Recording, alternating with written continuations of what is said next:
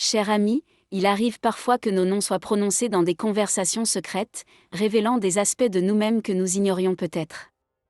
Aujourd'hui, vous êtes confronté à la possibilité que des paroles prononcées en privé puissent changer à jamais la manière dont les autres vous perçoivent.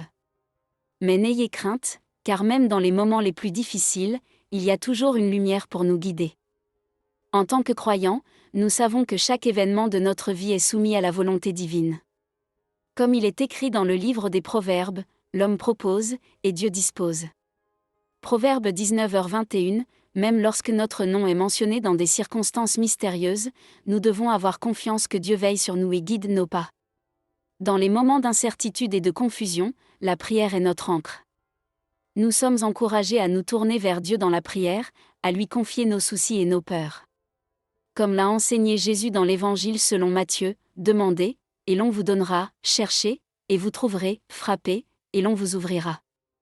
Matthieu 7h07, en priant avec foi et dévotion, nous trouvons la force nécessaire pour faire face aux défis qui se présentent à nous.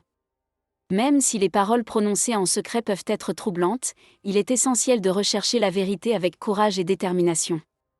Comme Jésus l'a dit dans l'Évangile selon Jean, vous connaîtrez la vérité, et la vérité vous affranchira. Jean 8h32, en embrassant la vérité, même si elle est difficile à accepter, nous trouvons la liberté et la paix intérieure. Face à la révélation potentielle de vérité sur nous-mêmes, nous devons faire preuve d'humilité. Comme l'a écrit l'apôtre Paul dans sa lettre aux Philippiens, ne faites rien par esprit de parti ou par vaine gloire, mais que l'humilité vous fasse regarder les autres comme étant au-dessus de vous-même. Philippiens 2h03, en reconnaissant nos faiblesses et en restant ouverts à la grâce de Dieu, nous trouvons la force nécessaire pour faire face à toutes les révélations qui nous attendent. Dans l'attente de la révélation, il est essentiel de faire preuve de patience. Comme l'a écrit l'apôtre Paul dans sa lettre aux Romains, or, l'espérance ne trompe point, parce que l'amour de Dieu est répandu dans nos cœurs par le Saint-Esprit qui nous a été donné. Romains 5h5, en attendant avec patience et confiance en Dieu, nous sommes assurés que toutes choses se dérouleront selon son plan parfait. Alors que vous êtes confrontés à la possibilité que votre nom soit lié à des révélations inattendues, rappelez-vous d'avoir de la compassion envers ceux qui peuvent être impliqués. Comme Jésus nous l'a enseigné dans l'Évangile selon Luc, pardonnez, et vous serez pardonnés. Luc 6h37, en pardonnant à ceux qui pourraient nous juger ou nous condamner, nous trouvons la paix dans nos propres cœurs.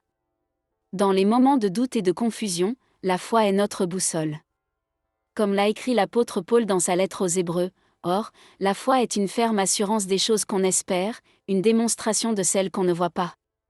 Hébreux 11h01, en ayant foi en Dieu et en sa providence, nous sommes guidés à travers les ténèbres vers la lumière de la vérité. Alors que vous vous préparez à affronter les conséquences potentielles de la révélation imminente, rappelez-vous de puiser dans votre force intérieure. Comme l'a écrit l'apôtre Paul dans sa lettre aux Éphésiens, fortifiez-vous dans le Seigneur, et par sa force toute-puissante. Éphésiens 6h10, en vous appuyant sur la force de Dieu, vous trouverez le courage nécessaire pour faire face à tout ce qui se présente à vous. Cher ami, alors que vous vous engagez dans ce voyage de révélation et de découverte, souvenez-vous que vous n'êtes jamais seul. Dieu est avec vous à chaque étape du chemin, vous guidant, vous soutenant et vous aimant inconditionnellement. Puissiez-vous trouver la paix et la sérénité dans la connaissance que vous êtes un enfant bien-aimé de Dieu, quelles que soient les révélations qui vous attendent. Amen.